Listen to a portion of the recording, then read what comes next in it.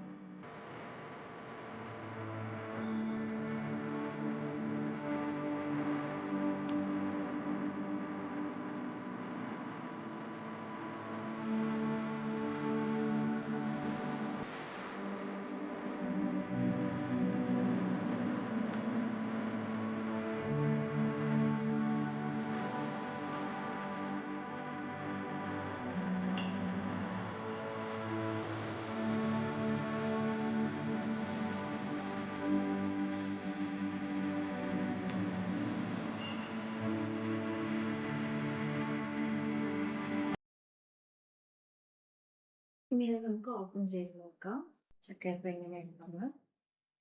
എങ്ങനെയാണ് നമുക്ക് ചക്കയപ്പം വന്നിരിക്കുന്നത്. നമുക്ക് കഴിച്ചു